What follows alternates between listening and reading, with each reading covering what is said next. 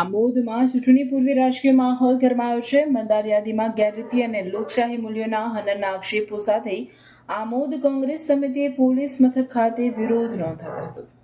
ભાજપ શાસિત નગરપાલિકાને વહીવટી તંત્ર પર આરોપ લગાવતા કોંગ્રેસના આગેવાનો અને કાર્યકરો મોટી સંખ્યામાં આમોદ પોલીસ સ્ટેશન પહોંચ્યા હતા। વિરોધ દરમિયાન લોકશાહી બચાવો, વોટ છોડ, ગદ્દી છોડ, તાનાશાહી નહીં ચાલે જેવા નારા લગાવવામાં આવ્યા હતા। પક્ષના નેતાઓએ આક્ષેપ કર્યો હતો કે સત્તાધારી પક્ષના ઇશારે વહીવટીતંત્ર વિરુદ્ધ પક્ષના સમર્થકોને સામાન્ય નાગરિકોના નામ મતદાર યાદીમાંથી હટાવવાના પ્રયાસ કરી રહ્યું છે। આ મુદ્દે અંદાજે 200 જેટલી લેખિત વાંધા અરજીઓ પોલીસ ઇન્સ્પેક્ટરને સુપરત કરવામાં આવી હતી। વિરોધ પ્રદર્શનમાં સામેલ મહિલા કાર્યકર રાજ બિસ્મિલ્લાબેન સિરાજભાઈએ જણાવ્યું હતું કે તેઓ છેલ્લા 10 વર્ષથી આશા વર્કર તરીકે ફરજ બજાવી રહ્યા છે, છતાં રાજકીય દ્વેષના કારણે સ્કૂટીની દરમિયાન તેમનું નામ યાદીમાંથી કાઢવાની કોશિશ કરવામાં આવી રહી છે। તેમણે આ મામલે નિષ્પક્ષ તપાસ અને જવાબદાર લોકો સામે કાર્યવાહી કરવાની માંગ કરી હતી।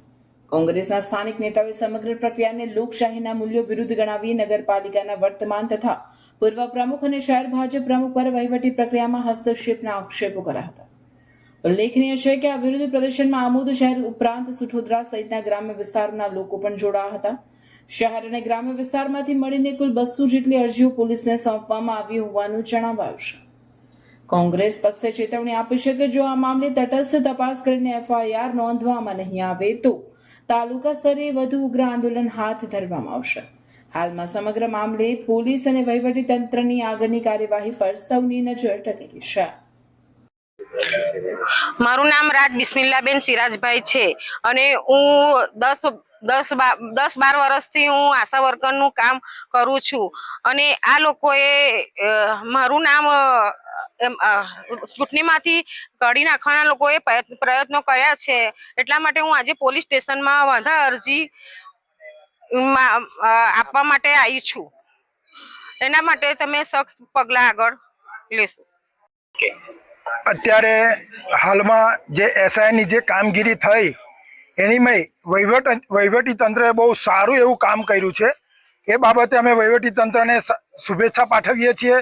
બીજું દુઃખની વાત એ છે કે સરની કામગીરી દરમિયાન જે ખોટા વાંધા ઉઠાવનારની સામે જે લોકો છે તે અત્યારે આમોદ શહેરના નગરપાલિકાના પ્રમુખ, માજી પ્રમુખ અને શહેર પ્રમુખ એ જાતે લોકશાહીનું હત્યા કરવા બેઠા છે અને ખોટી રીતે લોકોની સામે વાંધો ઉઠાવવામાં આવે છે। તેમજ આમોદ તાલુકામાં સુઠોદરા ગામે જે લોકોએ વાંધો ઉઠાવ્યો છે એમની સામે આજ રોજ અમે પોલીસ સ્ટેશનમાં એફઆઈઆર કરવા માટે અહીંયા હાજર થયા હતા અને એફઆઈઆરની અરજીની કોપી અમે સુપ્રત કરી છે પીઆઈ સાહેબને। અને અમારી માંગ એટલી જ છે કે આની સામે કડકમાં કડક પગલાં ભરાય અને જેલના હવાલે થાય એવી અમારી કોંગ્રેસ પક્ષની માંગ છે। અને આ તો એક લોકશાહીનું હનન છે। આ રીતે જો ભાજપ સરકાર જીતતી હોય તો પછી ચૂંટણીઓ કાઢી કાઢો, કોઈ વહીવટી તંત્રની જરૂર નથી અને એમે રાજાશાહી લાવી દો ને અંગ્રેજો શાહી લાવી દો।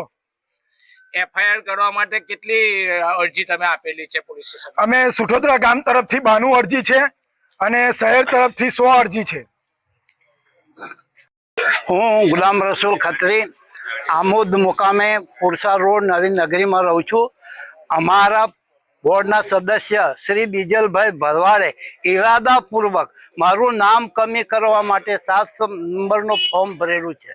સરકારની નીતિ મુજબ હવે એમની સામું બીએસએનની કલમ 227, 228, 229, 236, 237 લોક પ્રતિનિધિ